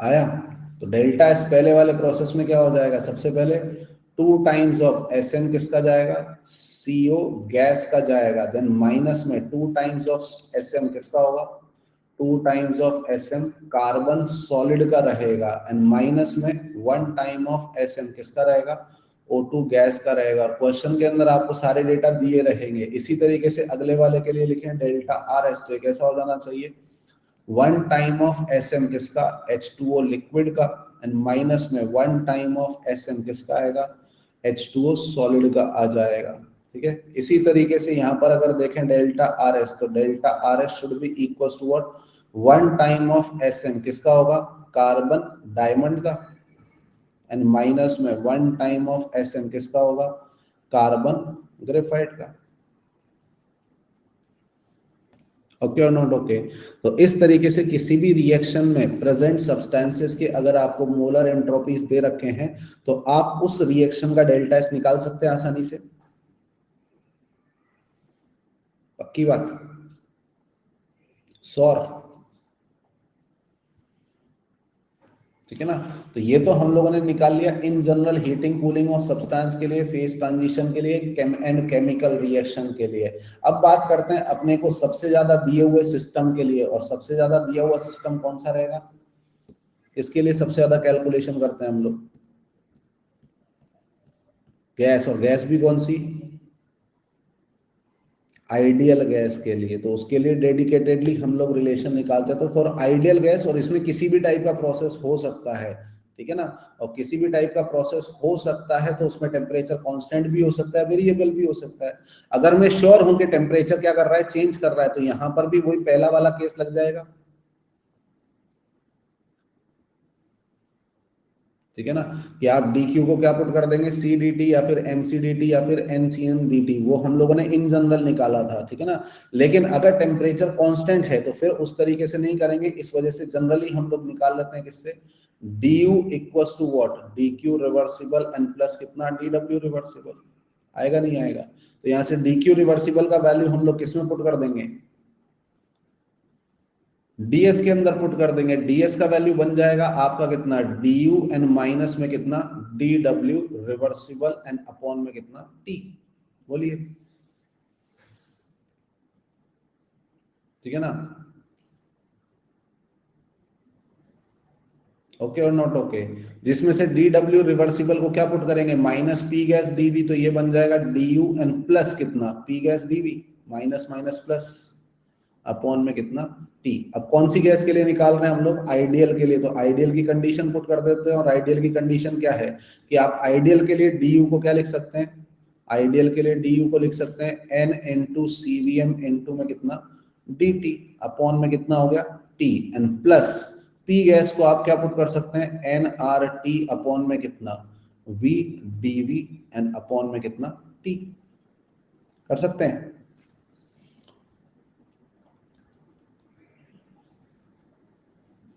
और अभी मुझे नहीं पता है कि टेम्परेचर कांस्टेंट है कि टेम्परेचर वेरिएबल है, तो इन जनरल हम लोग क्या करेंगे, इसको इंटीग्रेट कर देंगे। उसमें भी कितनी पॉसिबिलिटी है, दो पॉसिबिलिटी कि सीवीएम टेम्परेचर डिपेंडेंट हो या सीवीएम टेम्परेचर इंडिपेंडेंट हो। तो मान लेते हैं हम लोग बाय डिफॉल्ट कंडीशन की सीवीएम कैसी है, बाय डिफॉल्ट अगर हम लोग मानेंगे तो सीवीएम कैसा होता है, टेम्परेचर इंडिपेंडेंट होता है। और अगर इंडिपेंडेंट है तो क्या रहेगा, इंटीग्रेशन ऑफ डीएस अगर हम लोग करेंगे तो उसमें N constant outside, CVM constant outside, तो इंटीग्रेशन में क्या बचा, 1/t dt। ठीक है ना। एंड प्लस इसी तरीके से यहां पर t से t तो कट जाएगा, n constant outside, r constant outside, और इंटीग्रेशन में क्या बचेगा, 1/v dv। ठीक है ना। अभी हम लोग सबको वेरिएबल मानकर चल रहे हैं, ठीक है ना, क्योंकि कांस्टेंट होंगे तो फिर अपने आप से वो क्या होगा, कट जाएगा। लिमिट्स की जहां तक बात है तो इनिशियल स्टेट का टेम्परेचर अगर T1 है तो वॉल्यूम कितना रहेगा, V1 रहेगा। फाइनल स्टेट का अगर टेम्परेचर T2 है तो वॉल्यूम कितना रहेगा, V2 रहेगा। और इस इंटीग्रेशन की वैल्यू हम लोगों को पता है, इंटीग्रेशन ऑफ 1/t dt कितना बन जाएगा, ln t, और upper limit minus lower limit करके निकालेंगे तो ln t2/t1।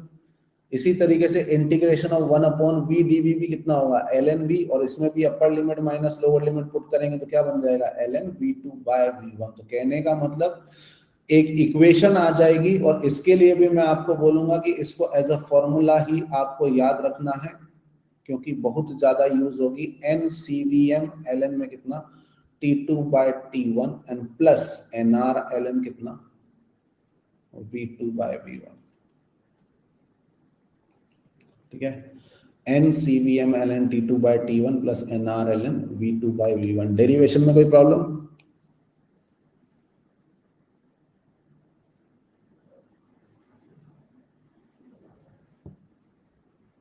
ठीक है ना। तो ये कांस्टेंट टेम्परेचर के लिए भी एप्लीकेबल है, ठीक है ना। अगर टेम्परेचर यहाँ पर कांस्टेंट रहेगा, स्टार्टिंग में टेम्परेचर कांस्टेंट है ना, स्टार्टिंग में कहां पर, ऐसे थोड़ा होता है स्टार्टिंग में फिर चेंज हो गया। टेम्परेचर कांस्टेंट वेरिएबल इंटीग्रेशन से जस्ट पहले डिसाइड करेंगे। तो अभी मैंने वेरिएबल मान लिया, अगर मुझे पहले से पता होता कि टेम्परेचर कैसा है, कांस्टेंट है, तो मैं क्या करता, बताइए। यहाँ पर टेम्परेचर को भी बाहर निकाल देता तो सिर्फ क्या बचता, इंटीग्रेशन ऑफ dt, और इंटीग्रेशन ऑफ dt का मतलब कितना आता,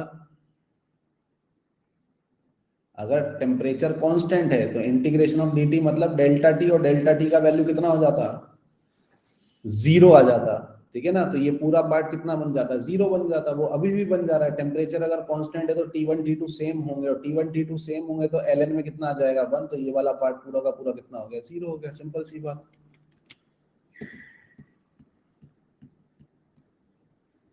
है ना। यहीं से वो रिलेशन भी डिराइव हो रहे हैं। जैसे आइसोकोरिक हीटिंग कूलिंग होता तो आप जनरली निकालते तो क्या करते, जैसे इसमें दे रखा है आपको isochoric heating cooling of ideal gas, तो आपने स्टार्ट किया कहां से, dq इक्वल्स टू कितना, NCVM dt, है ना। यहाँ पर पुट किया NCVM dt, जिसमें से n को बाहर निकाल दिया, CVM को बाहर निकाल दिया, और इंटीग्रेशन ऑफ 1/t dt कितना आ जाता, ln T2/T1। अब क्या यही चीज आइडियल गैस के लिए यहां पर भी निकल रही है। अगर आइडियल गैस के लिए आपको बोला जाए आइसोकोरिक हीटिंग कूलिंग है, आइसोकोरिक मतलब वॉल्यूम कैसा है, कांस्टेंट है, तो ये वाला पार्ट कितना बन जाएगा, 0, और बचेगा क्या, NCVM ln T2/T1। तो ये बेसिकली आइडियल गैस के लिए क्या बन गई है, मास्टर इक्वेशन, जो कांस्टेंट टेम्परेचर पर भी एप्लीकेबल है, वेरिएबल टेम्परेचर पर भी एप्लीकेबल है। ठीक है ना। इसी इक्वेशन का एक दूसरा फॉर्म भी है, वो भी पहले मैं लिखवा देता हूं। और वो कौन सा फॉर्म रहेगा, प्रेशर के टर्म में, वो आ जाती है NCPM ln में कितना, T2/T1 and plus NR ln कितना, NR ln P1/P2।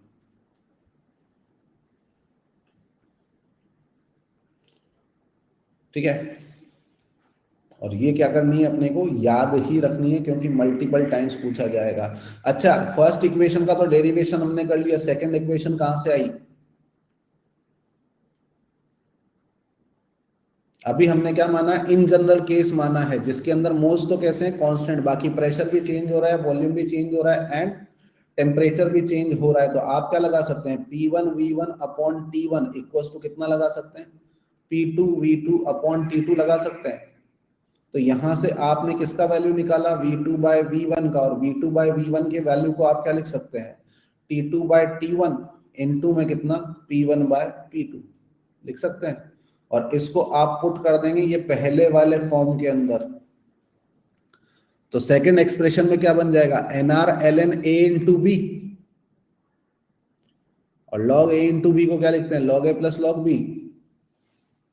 तो अब कितने एक्सप्रेशन आ जाएंगे, तीन expression, NCVM ln T2 by T1 plus NR ln T2 by T1 plus NR ln P1 by P2। तो वो NR ln P1 by P2 तो यहीं पर है, और आगे वाले दोनों में क्या कॉमन आ रहा है, N ln T2 by T1, और ब्रैकेट में क्या बनेगा, CVM प्लस R। और किसी भी आइडियल गैस के लिए CVM प्लस R क्या होता है,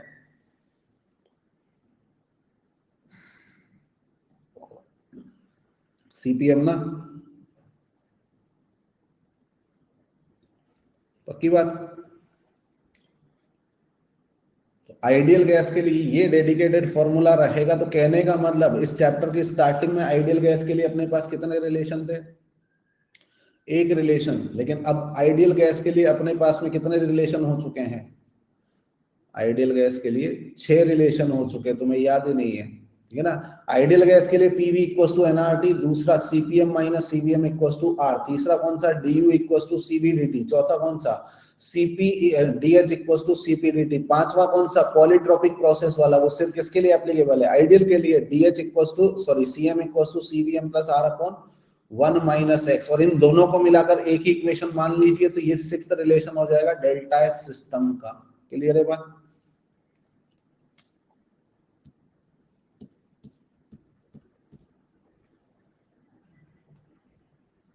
है ना। चलिए तो ट्राई कीजिए।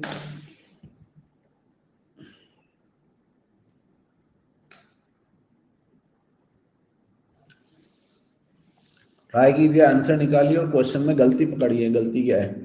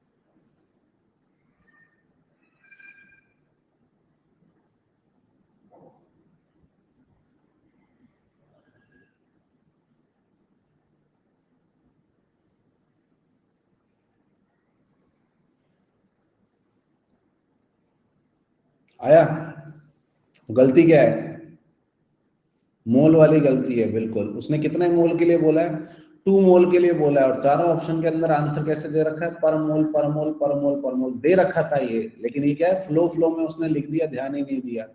क्योंकि जो आंसर आ रहा है ऑप्शन ए, वो कितने मोल के लिए आ रहा है, 2 मोल के लिए आ रहा है। अब 2 मोल के लिए इतना है, तो 1 मोल के लिए कितना होना चाहिए था, अगर पर मोल पूछा भी होता तो इसका हाफ होना चाहिए था। और क्या इसका हाफ आंसर में दे रखा है आपने को, नहीं दे रखा है ना, तो इसका मतलब एग्जामिनर ने क्या करी है, मिस्टेक करी है। किसके लिए बोला है उसने, isothermal reversible expansion of 2 mole of an ideal gas. अब अगर आइडियल गैस दे दिया तो डेल्टा एस निकालने के लिए 2 इक्वेशन है मेरे पास में, जिसमें वॉल्यूम के टर्म में इंफॉर्मेशन दे रखा है। तो क्या लगाएंगे, NCVM ln में कितना, T2 by T1 n plus NR ln कितना, V2 बाय V1। अब इसके अंदर उसने क्या दिया हुआ है मुझे, आइसोथर्मल है, आइसोथर्मल है तो इसका मतलब टेम्परेचर कांस्टेंट बना हुआ है, तो फर्स्ट एक्सप्रेशन कितना हो जाएगा, 0। और उसके बाद बचा मेरे पास में n, जिसका की वैल्यू 2 है, जूल के लिए r का वैल्यू कितना लेंगे, 8.314, और ln में कितना जाएगा, V2 बाय V1। तो कहने का मतलब 100 अपॉन में कितना 10, जो क्या बनेगा ln 10। और बच्चे को इसकी वैल्यू याद है, तो 2 इंटू 8.314 और ln10 की वैल्यू कितनी होती है 2.303, जिससे जब आप निकालिएगा तो ये निकल कर आएगा जूल पर केल्विन में, ना कि जूल पर मोल पर केल्विन में, क्योंकि जो डेल्टा एस आ रहा है वो कितने मोल के लिए आ रहा है, 2 मोल के लिए आ रहा है। क्लियर है बात? ओके और नॉट ओके?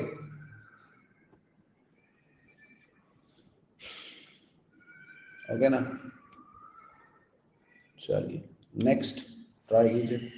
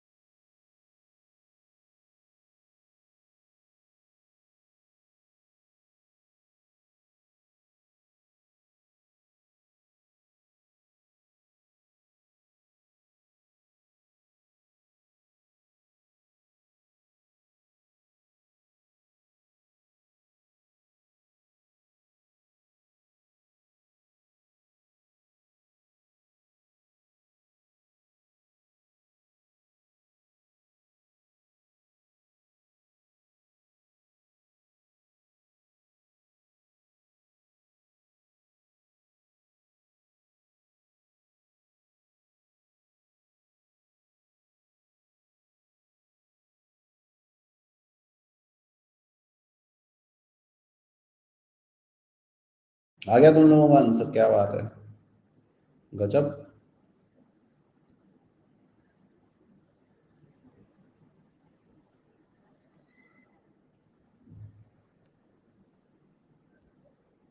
चीटिंग तो नहीं कर रहे हो ना?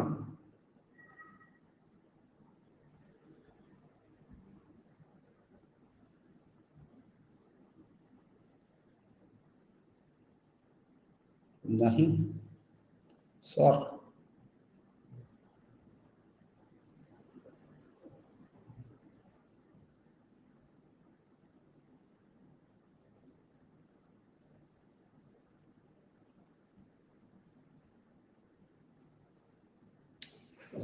चलो तो क्वेश्चन समझते हैं जिन जिन से नहीं बना। 2 ब्लॉक दे रखे हैं अपने को सेम मेटल के, ठीक है ना? तो जैसे आयरन के हम लोगों ने ब्लॉक ले लिए हैं, सेम मेटल के हैं, सेम मास उसने अपने को दे रखा है, लेकिन इनका टेम्परेचर कैसा दे रखा है, अलग अलग दे रखा है। आई बात समझ में? तो ये एक m मास का ब्लॉक है, दूसरा भी m मास का ब्लॉक है, लेकिन एक का टेम्परेचर कितना T1 है, एक का टेम्परेचर T2 है। इससे क्या समझ में आता है कि दोनों का टेम्परेचर अलग अलग है, ठीक है ना?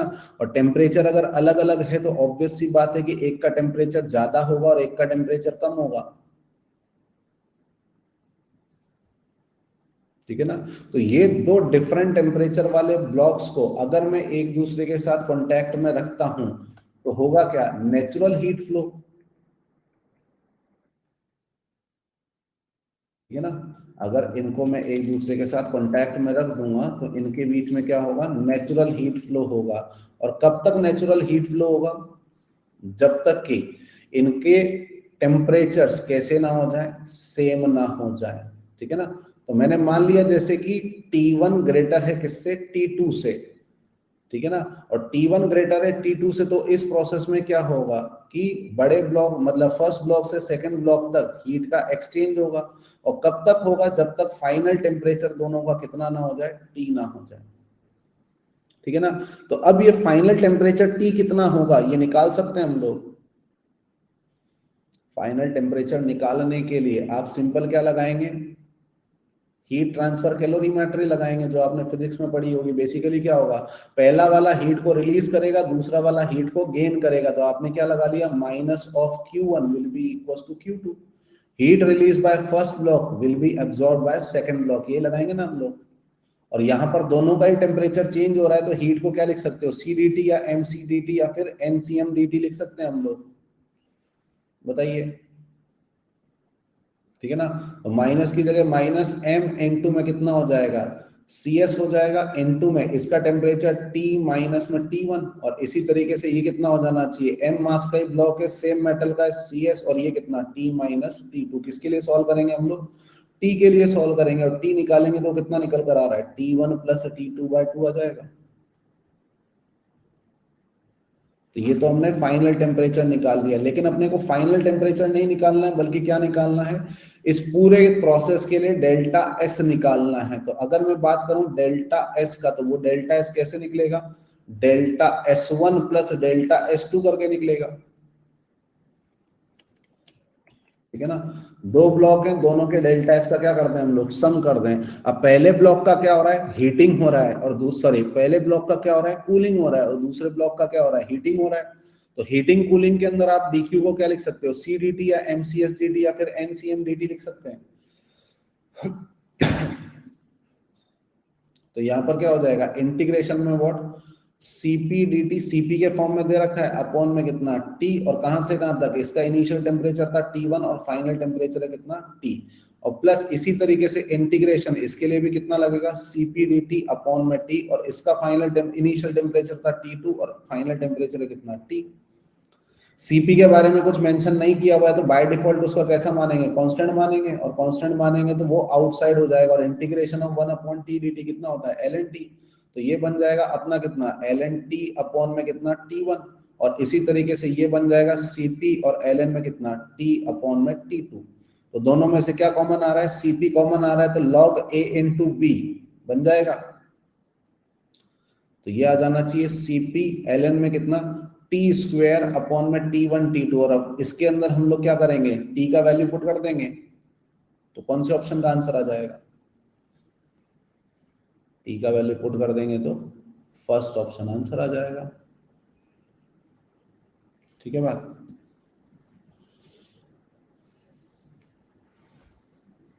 क्लियर है बात। Also only A is dimensionally correct, शाबाश।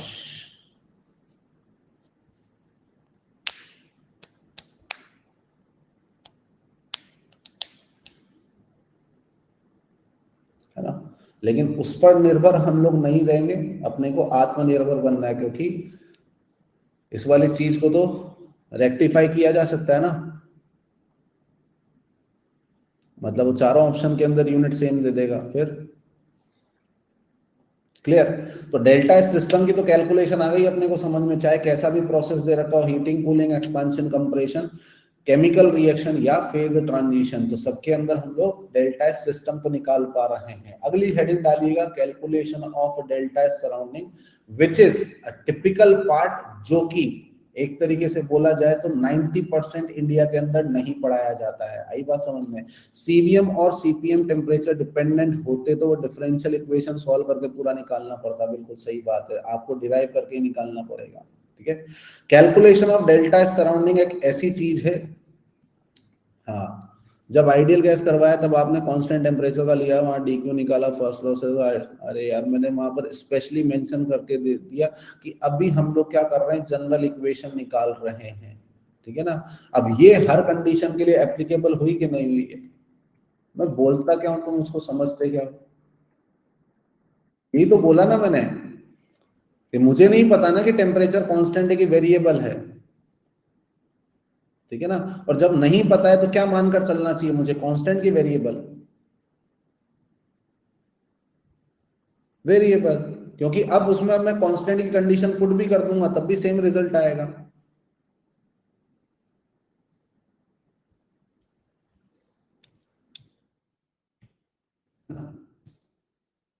चलिए सर, डीपीपी मतलब सर, सर है सर, डीपीपी तोड़ना है, मतलब अगर कुछ कहना चाहते हो तो पूरा कहा करो, ये शॉर्ट में क्यों लिखते हो, इतना तो लिखो कम से कम मुझे समझ में आए।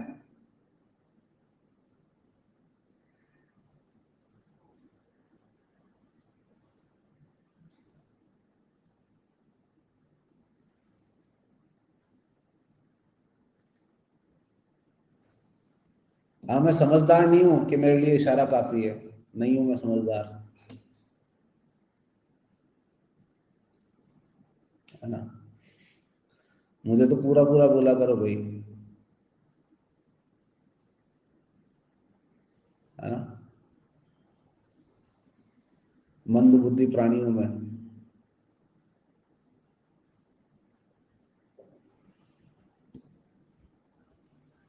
चलिए, तो डेल्टा एस सराउंडिंग की मैं बात कर रहा था। तो डेल्टा एस सराउंडिंग एक ऐसी चीज है जिसका कैलकुलेशन, जैसा मैंने बोला, 90% ऑफ इंडिया में कराया ही नहीं जाता है, ठीक है ना।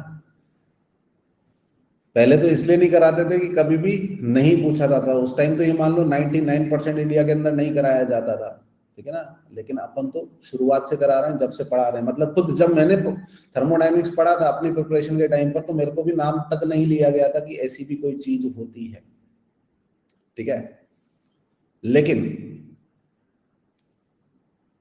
2009 से मैंने पढ़ाना चालू किया, और जहां पढ़ाना चालू किया वहां पर भी नहीं पढ़ाया जाता था, किसी भी बैच में नहीं पढ़ाया जाता था, इवन टॉपर बैच में भी नहीं पढ़ाया जाता था। उसके बाद, हाँ, जहां से मैंने स्टार्टिंग करी, उसके बाद जब मैंने स्विच किया था 2012 के अंदर, तब वहां पर जाकर पता चला।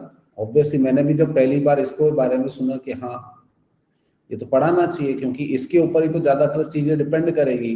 मैंने बताया ना आपको, स्पॉन्टेनिटी का क्राइटेरिया क्या है, डेल्टा एस यूनिवर्स है, ठीक है ना। यूनिवर्स के कितने पार्ट है, दो पार्ट है, सिस्टम एंड सराउंडिंग्स। और उसमें से बड़ा पार्ट कौन सा है, सराउंडिंग है। तो किसी भी प्रोसेस के स्पॉन्टेनियस होने में मेजर रोल किसका होता है, सराउंडिंग का। और उसके बारे में पढ़ाते ही नहीं है ना। कैसी आयरनी है, ठीक है ना। तो उसके बाद से अपन कंटिन्यूअसली पढ़ा रहे हैं। उसके पहले भी क्वेश्चन नहीं आया, उसके बाद भी कई साल तक क्वेश्चन नहीं आया, लेकिन एक साल क्वेश्चन आया 2016 या 17 के अंदर। तो कई लोगों ने, आप आज भी देखोगे, अपने मटेरियल में से गायब किया हुआ है वो क्वेश्चन,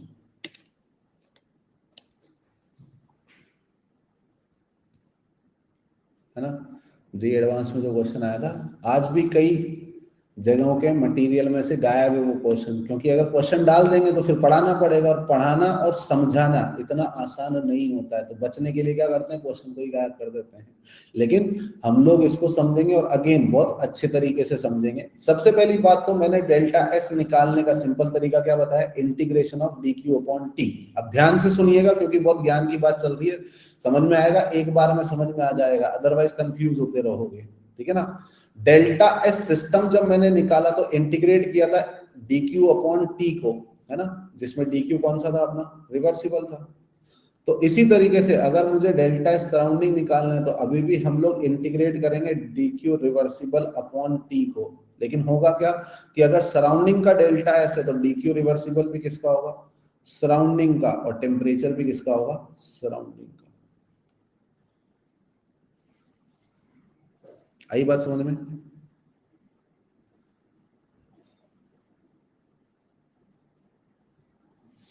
है ना। डेल्टा एस सराउंडिंग अगर मुझे निकालना है, तो उसके लिए डी क्यू रिवर्सिबल भी सराउंडिंग का, और टेम्परेचर भी किसका होगा, सराउंडिंग का होगा। आई बात समझ में। नाउ अब बात करते हैं हम लोग इस रिवर्सिबल वर्ड का। हम लोग अपना रेफरेंस किसको लेकर चलते हैं, हम लोग अपना रेफरेंस लेकर चलते हैं सिस्टम को। आई बात समझ में। तो अगर हम लोग बोल रहे हैं द प्रोसेस इज रिवर्सिबल, इसका मतलब सिस्टम इज मूविंग रिवर्सिबली, ठीक है ना। अगर हम लोग बोल रहे हैं प्रोसेस इज इरिवर्सिबल, इसका मतलब क्या हुआ, सिस्टम इज मूविंग इरिवर्सिबली, ठीक है ना। बट इन दोनों ही केसेस में सराउंडिंग का मूवमेंट तो कैसे होता है, रिवर्सिबली ही होता है। सराउंडिंग कभी भी इरिवर्सिबली मूव नहीं करता, सराउंडिंग हमेशा कैसे मूव करता है, रिवर्सिबली ही मूव कर रहा है। रिवर्सिबल इरिवर्सिबल का मतलब क्या है, कि जो भी चेंज हो वो फाइनाइट स्टेप में हो रहा है या फिर इनफाइनाइट स्टेप्स में हो रहा है, इसी से देखते हैं हम लोग रिवर्सिबल इरिवर्सिबल, ठीक है ना। अब अगर हम लोग बात करें एक सिंपल से एग्जांपल की, मतलब ये तो समझ में आता है कि अगर सिस्टम रिवर्सिबली मूव कर रहा है तो सराउंडिंग भी रिवर्सिबली कर रहा होगा, इसमें तो आई डोंट थिंक किसी को कोई डाउट है ना। सिस्टम रिवर्सिबल तो सराउंडिंग भी रिवर्सिबल, ये तो समझ में आता है। दूसरी चीज में हो सकता है उसको डाउट हो कि सिस्टम इरिवर्सिबली मूव कर रहा है बट सराउंडिंग रिवर्सिबली मूव कर रहा है, इसका क्या मीनिंग है सर? तो एक सिंपल सी बात, एक रूम के अंदर जिसका टेम्परेचर 25 डिग्री सेंटीग्रेड है, हमने हॉट कप ऑफ टी लाकर रख दिया जिसका कि टेम्परेचर 60 डिग्री सेंटीग्रेड है, ठीक है। जैसे ही लाकर हम लोग रखेंगे तो कुछ टाइम के बाद, आधे पौन घंटे के बाद, उस चाय का टेम्परेचर कितना हो जाएगा? 25 डिग्री सेंटीग्रेड हो जाएगा, रूम टेम्परेचर के बराबर हो जाएगा। तो इसका मतलब इस प्रोसेस में चाय ठंडी हो रही है, ठीक है ना। अब चाय कैसे ठंडी हुई? जैसे सपोज वो आधे घंटे में ठंडी हुई है, तो क्या एकदम 30वें मिनट पर जाकर उसका टेम्परेचर 60 से 25 हुआ था? नहीं, बल्कि जैसे आपने जिस मोमेंट पर उसको रूम में लाकर रखा था उसी मोमेंट से उसका टेम्परेचर डिक्रीज करने लग गया था और फाइनली 30वें मिनट के एंड पर वो क्या हुआ था? 25 डिग्री सेंटीग्रेड हो गया था। लेकिन इस पूरे 30 मिनट के ड्यूरेशन में क्या बीच में कभी भी उसका टेम्परेचर कांस्टेंट था? नहीं, हर मोमेंट वो क्या कर रहा था? चेंज हो रहा था। तो कहने का मतलब स्टार्टिंग से लेकर एंड तक पहुंचने में सिस्टम ने कितना स्टेप लिया? अबे कहां से इनफाइनाइट लिया? कंटिन्यूअसली तो मूव कर रहा है ना वो। इनफाइनाइट का तो मतलब क्या कि बीच में रुक जाता, फिर आगे बढ़ता, फिर रुक जाता, फिर आगे बढ़ता, तब बोलते आप इनफाइनाइट स्टेप। ये तो कंटिन्यूअसली क्या कर रहा है? मूव ही कर रहा है ना। तो कितने स्टेप में हुआ? 1 स्टेप में हुआ ना। क्या बीच में और कोई स्टेट आई थी? नहीं आई थी ना। तो कितने स्टेप में हुआ? 1 स्टेप में हुआ। 1 स्टेप मतलब कौन सा प्रोसेस? Irreversible process. वैसे भी चाय आपके सामने रखे रखे ठंडी हो रही है, मतलब कि कौन सा प्रोसेस है? रियल प्रोसेस है कि हाइपोथेटिकल प्रोसेस है? रियल प्रोसेस है, और every real process is thermodynamically irreversible process. ये समझ में आता है? तो चाय का कप जो है वो इरिवर्सिबली ठंडा हो रहा है, तो उसने जो हीट रिलीज करी वो भी कैसे रिलीज करी है? इरिवर्सिबली रिलीज करी है। अब इसकी वजह से सराउंडिंग का टेम्परेचर क्या करना चाहिए? इंक्रीज करना चाहिए, क्योंकि चाय के कप से निकली हुई हीट किस में गई है? सराउंडिंग में गई है। लेकिन उस हीट का सराउंडिंग पे इंपैक्ट कब आएगा? जब वो पूरी हीट इस पूरे सराउंडिंग में फैले, ठीक है ना। और उस हीट को इस सराउंडिंग में यूनिफॉर्मली फैलने में कितने स्टेप्स लग जाएंगे? इनफाइनाइट स्टेप्स लग जाएंगे। आई बात समझ में? तो चाहे सिस्टम इरिवर्सिबली मूव कर रहा है, सराउंडिंग तो हमेशा कैसे मूव करता है? रिवर्सिबली। ये बात समझ में आती कि नहीं आती है? तो लिख लीजिएगा कि ड्यू टू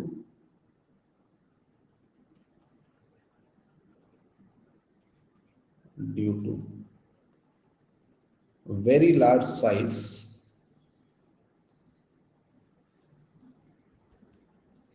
of surroundings,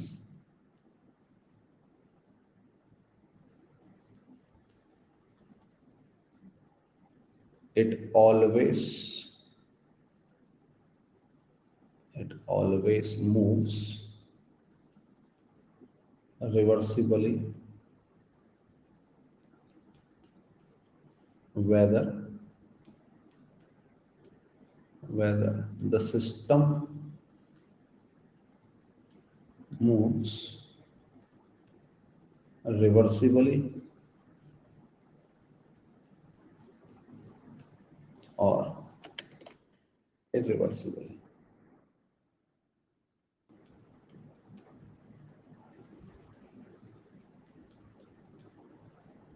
ठीक है ना, ये बात समझ में आती है?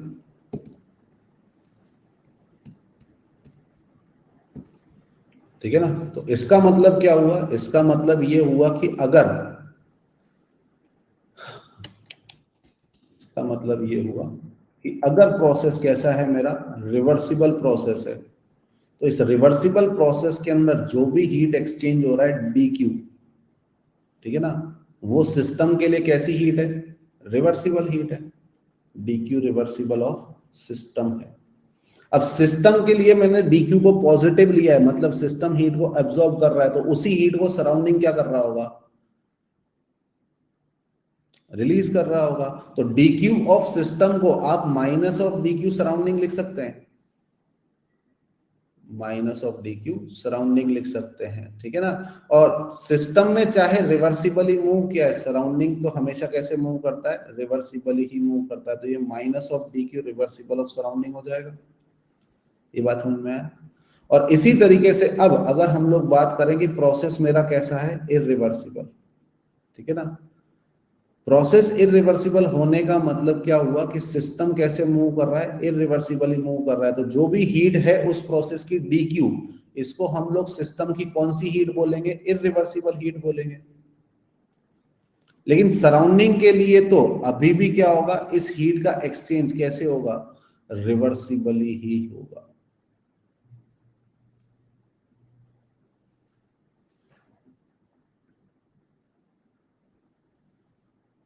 ठीक है ना। तो कहने का मतलब क्या हुआ कि अगर प्रोसेस रिवर्सिबल है तो dq रिवर्सिबल ऑफ सराउंडिंग क्या हो जाएगा, dq रिवर्सिबल ऑफ सराउंडिंग का वैल्यू यहां से निकालूं तो किसके इक्वल आ रहा है, minus dq reversible of system.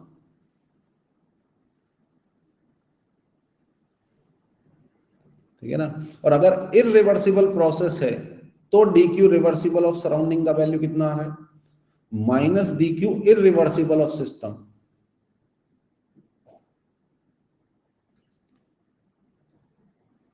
आपको डेल्टा एस ऑफ सराउंडिंग निकालने के लिए किसका वैल्यू चाहिए, इसका dq रिवर्सिबल ऑफ सराउंडिंग का।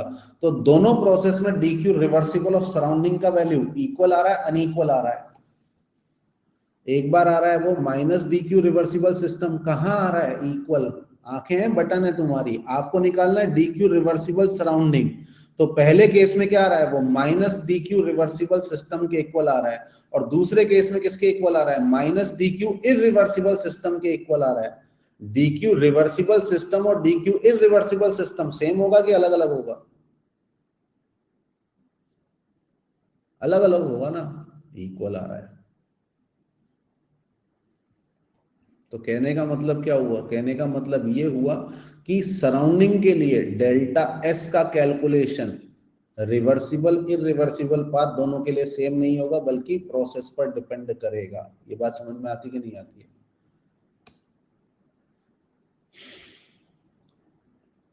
ठीक है ना। तो कहने का मतलब क्या हुआ कि सराउंडिंग के लिए, या अगर हम लोग बोल रहे हैं डेल्टा एस सराउंडिंग, क्या ये पाथ फंक्शन होता है, delta S surrounding is a path function, true और फॉल्स, ट्रू। क्योंकि पहली बात तो डेल्टा एस है तो किसके लिए डिफाइंड होगा, पाथ के लिए डिफाइंड होगा। दो स्टेट के बीच में ही आप निकाल रहे हो तो पाथ के लिए डिफाइंड है, साथ ही साथ वो पाथ पर डिपेंड भी कर रहा है। रिवर्सिबल के लिए वैल्यू अलग आएगी, इरिवर्सिबल के लिए वैल्यू अलग आएगी, तो इसका मतलब इसको हम लोग क्या बोल सकते हैं, पाथ फंक्शन बोल सकते हैं। तो कैसे कैलकुलेट करेंगे वो नेक्स्ट टर्म पर डिस्कस करेंगे हम लोग। साइज ऑफ सराउंडिंग लिमिटाइज कर दें लाइक एयर टाइट कंटेनर, तभी बेटा सराउंडिंग हमेशा क्या रहेगा तेरा, उस सिस्टम के अलावा बाकी बचा हुआ पार्ट, ठीक है ना, जिसमें अदर गैलेक्सीज वगैरह सब कुछ इंक्लूडेड है। कितना लिमिटाइज करेगा तू,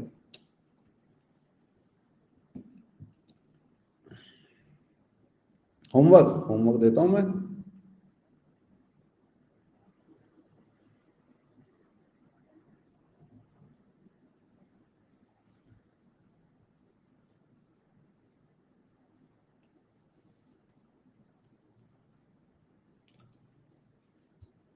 है ना। आज मेरी छुट्टी थी, लेकिन सिर्फ तुम ड्रॉपर बैच की क्लास मैंने ली है ताकि तुम लोगों का सिलेबस टाइमली कंप्लीट हो जाए। ठीक है ना, तुम्हारी क्लास नहीं छोड़ सकता था मैं।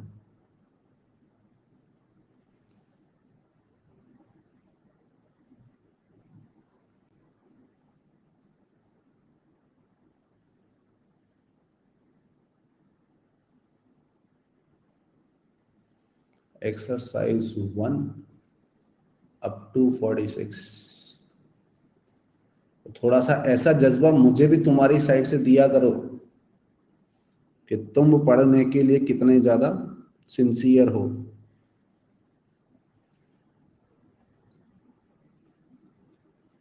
Up to 21।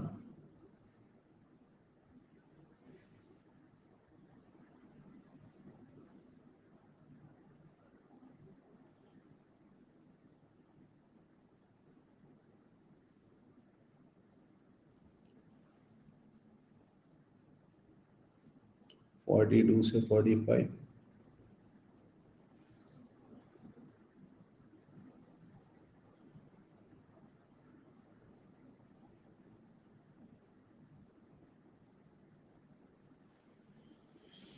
फिफ्टी फाइव से 58 बनाइएगा इसको, ठीक है। चलो ओके डाटा, बाय बाय।